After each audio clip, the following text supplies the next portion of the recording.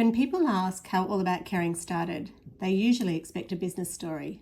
But for me, it's a very personal story. My journey began long before All About Caring officially opens its doors.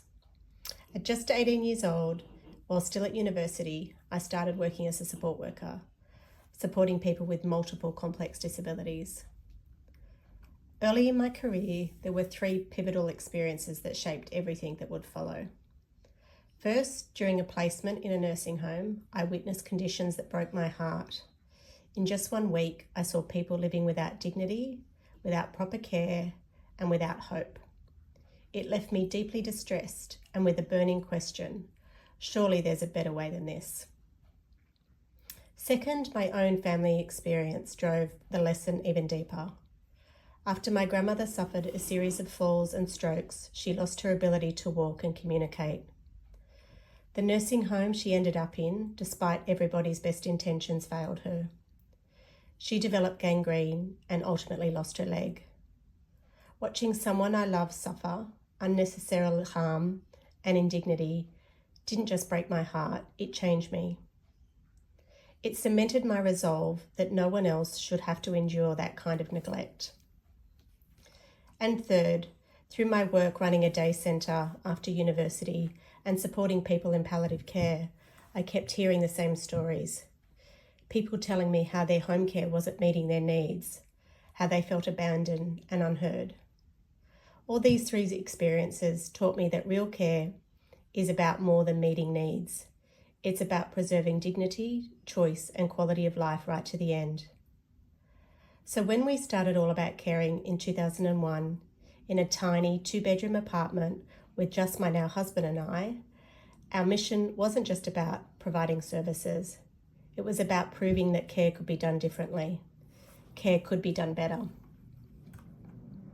That vision of supporting people to live independently with respect and real connection hasn't changed once in 24 years.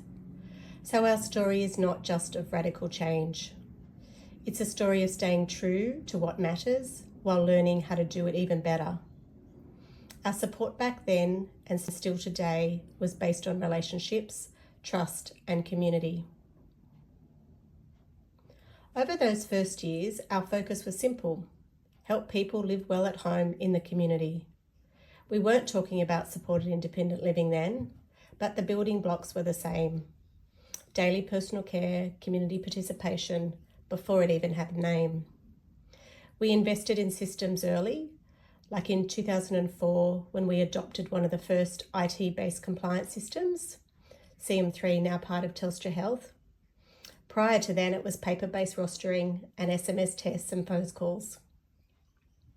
We opened our first real office in Chatswood in 2005, then outgrew it and moved to a bigger space in Artarmon by 2008. 2012 was a turning point for us. We moved from being a brokerage provider working for large not-for-profits and the New South Wales Government to becoming a fully registered provider under the Lifetime Care and Support Scheme in New South Wales. That meant stepping up, not just offering support, but taking responsibility for governance, risk management, and quality systems. And we kept evolving. In 2016, we worked hand in hand with the attendant care industry and the Department of Social Services to pilot the first NDIS practice standards. We were one of the first providers in Australia to register with the NDIS when it rolled out nationally. By 2017, it was clear that simply offering good care wasn't enough. We needed to become specialist in understanding individual funding models, service designs, and the increased complexity of the NDIS framework.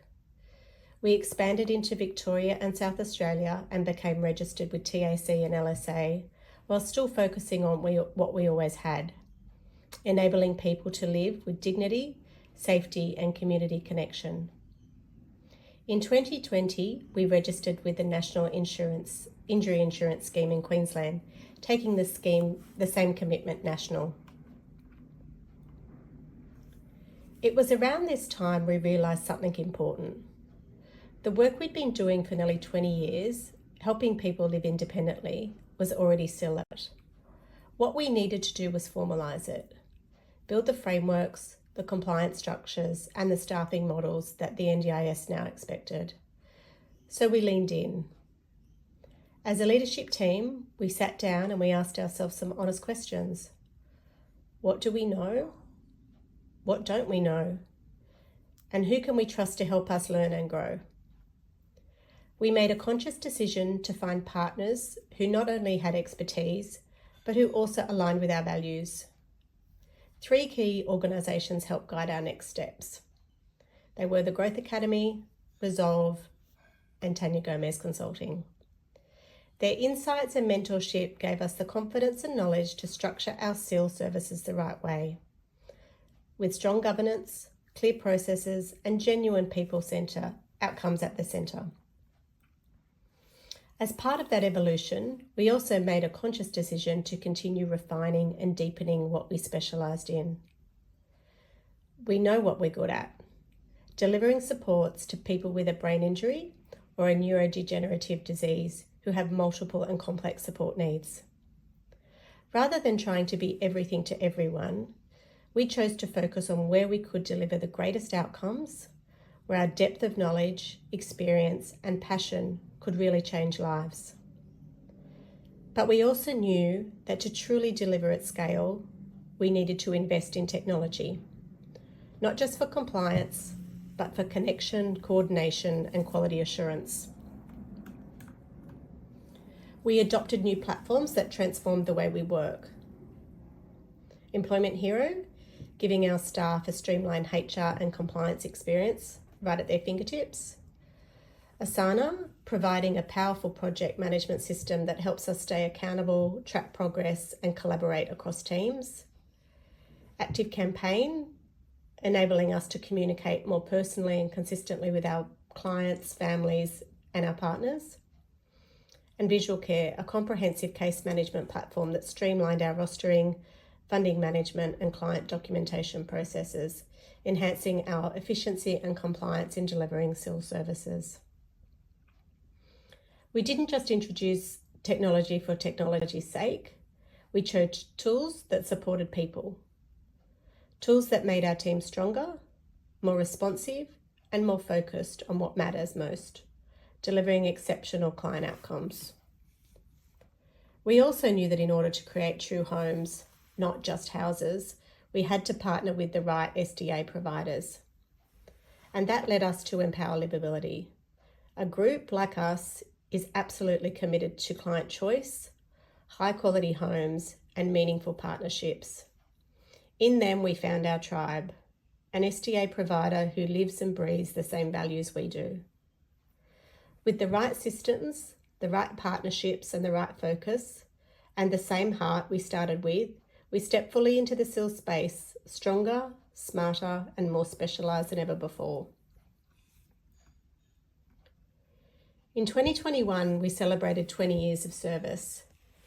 In 2024, we achieved Best Practice accreditation for the 3rd time for both the NDIS practice standards and the Australian Community Industry Standards.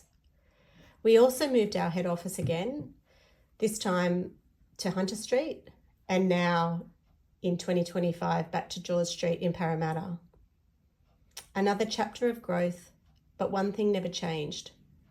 Our purpose has remained steady through every phase, empowering people to live as independently as possible, partnering with families and communities, and delivering services with humanity, respect, and real accountability. We didn't become a different organisation to enter the SIL space. We became a more defined version of ourselves. If I could offer one piece of advice to anyone starting their journey today, it would be this: get crystal clear on who you serve and why you exist. Trends will come and go, funding models and registration requirements will change, but real care and support built on trust, reliability, and respect never goes out of style. That's why, even as we built new frameworks for SIL, we never built them alone.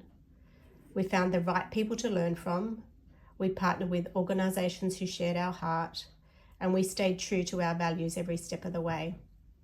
That's been our story at All About Caring, and it's still being written every single day.